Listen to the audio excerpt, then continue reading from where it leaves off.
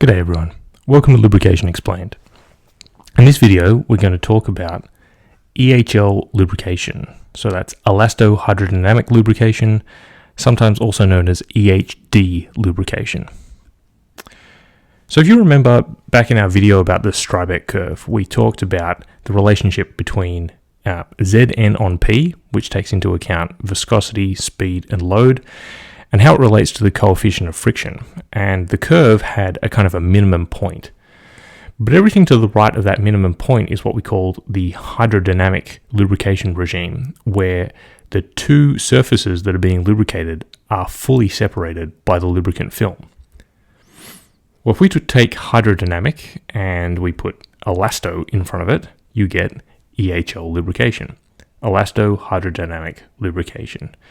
And the elasto of that refers to the fact that one or both of those surfaces, so that is the machine surfaces, actually deform as part of this lubrication regime. Specifically, we're talking about gears, bearings, and cams. This is where it really comes into its own. Understanding it is pretty crucial in understanding how these perform in service. So let's take probably the most common of these scenarios, maybe the most well known. So that would be a bearing, and in this case we're looking at a rolling element bearing with, let's say it's spherical roller bearings or cylindrical roller bearings. So in this case we're going to say that the inner shaft is the one that rotates. So we've got the inner races rotating, and of course the rolling element bearings are also rotating. So if we looked at what happens at the interface between those two, initially we probably have metal on metal contact. And as the speed builds up, we get the formation of a lubricant film that then separates the two surfaces. And this probably happens around kind of 10 to 15 RPM. If you were to look at a particle level model of what happens to the particles as they try to force themselves into that gap, well, because the gap gets smaller and smaller, only some particles are going to make it through. Others get kind of forced back upon themselves. And what this does is it increases the pressure of the lubricant between the two surfaces, so between the rolling element and the race. Now, what we know of the pressure-viscosity relationship for lubricants is that as pressure increases, viscosity also increases. Now, it's not necessarily a linear relationship like I'm showing here, but it's important to know that the viscosity will go up. What that means is that in this area, the viscosity is going to be very high. So high, in fact, that the lubricant resembles a glass. So it's kind of this amorphous solid, and it is actually so solid that it's able to support extreme loads to the point where the metal surface of the rolling element usually deforms. So if this was a spherical or cylindrical roller bearing, it would actually flatten out where the contact zone is. The other thing that is characteristic of this is the pressure profile. So if we were to look at the pressure profile across this contact, you would see it increase and then come back down again on the other side. Now, this is assuming perfectly flat surfaces. We know, of course, that there are surface asperities, and where those occurred, we would see spikes in the pressure profile as well. So going back to that Strybek curve, we are talking about the hydrodynamic lubrication regime. But one thing that's really important to understand as part of EHL theory is something known as specific film thickness. Sometimes it gets represented by the Greek letter lambda. Now, specific film thickness helps us to make calculations and select a lubricant viscosity which is going to put us into the elasto-hydrodynamic lubrication regime. So let's start with the foundational concept of lambda. First, we need to understand that between the two lubricated surfaces, there is a film thickness, H, right? And this refers to basically the average film thickness across the contact zone. You also have two numbers that refer to the surface roughness. Now, the surface roughnesses don't necessarily match, right? So the surface roughness of a race would probably be very different to the surface roughness of a roller. But if you combine the two of these, we get what we call the specific film thickness. So it's the thickness of the film divided by the root mean square of both of the surface roughnesses. Now, this root mean square is sometimes also called the composite surface roughness because it takes into account the surface roughness of both of those contacts.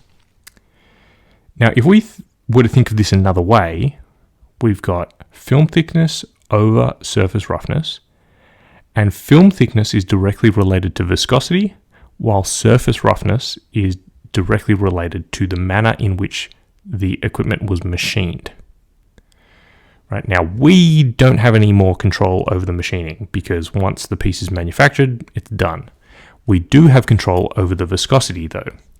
So if we want to select an ideal value of lambda and we have the machining method, then we can choose an appropriate viscosity for our lubricant. All right, so how does it relate to the life of our bearing and ultimately the protection of our bearing? If we plotted lambda on the x-axis and looked at what we could call a life extension factor, so relative to a normal case, how much longer could I extend the life of my bearing? The curve kind of resembles an S-curve, and what we find is that at a lambda of 2, right, that's basically where the curve starts to flatten out. So 2, we generally say, is the optimum specific film thickness for a rolling element bearing. And the reason for this is because if you were to go a little bit further down, so a smaller specific film thickness, the life extension really drops off quite quickly. And the reason for this is if we were to map this across to the Strybeck curve, a lambda of 1, or anywhere between, let's say, 0 and 1.5, represents us being in the mixed and boundary lubrication regimes. So that's where, of course, the two lubricated surfaces are coming into contact with each other. And we are reliant on the anti-wear and the EP additive packages to protect our bearing. As we go up to 2, what that's actually doing is it's putting us into the hydrodynamic part of the Strybeck curve, right? But if we were to increase lambda to get us more bearing life, okay, what that does is it puts us further up the Strybeck curve. And what we know from the Strybeck curve is as we increase Z, like the viscosity term, all we are doing is increasing the coefficient of friction. So we are extending the life of our bearing, but we are using much more energy to do it. And that's why a lambda of 2 represents kind of an ideal state where the friction is low, but we have extended the life of our bearing almost to its maximum point. So here's a question for you. Would we ever want a lambda greater than 2? Let's say, 3 or 4. Sure. We might want that in instances where we have shock loading in our application, excessive vibration, or we have stop-start operations. Now, why would that be?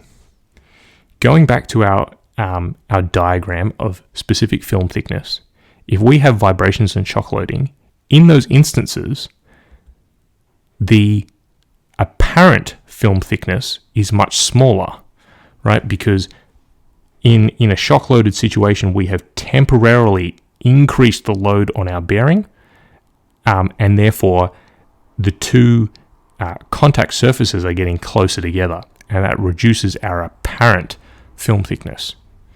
So to ensure that the surfaces remain apart, we want to choose a higher specific film thickness. So the question might be for you, if you are the operator of a bearing or a gear or a cam, can I do these calculations myself? So yes and no. The calculations require a few things. We require the surface roughness of your machined part, the load, speed, temperature, and dimensions of the operations, and the pressure-viscosity relationship of the lubricant that you are using. And this one is the sticking point. The pressure-viscosity relationship of most lubricants is something that is held by the lubricant manufacturers. So, Shell or Mobil, for example, will have measured the pressure-viscosity relationship of pretty much all of their lubricants. That's really the sticking point, because understanding how the viscosity of the lubricant changes as it gets to that extreme pressure scenario in between two contact zones is really key to selecting a lubricant with the correct bulk viscosity. So really you as the operator are making a decision over whether you, let's say for example, use a 220 or a 320 Centistoke gear oil. So ultimately what it comes down to is talk to your lubricant provider. They should be doing these calculations for you. Even though that they are the ones who are doing their calculations for you, I hope that this has been really helpful in giving you an understanding of the background of EHL theory.